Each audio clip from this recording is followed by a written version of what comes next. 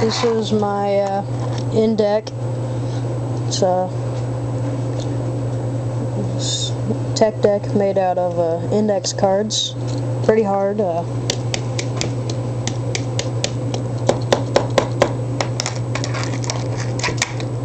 Just gonna do this so.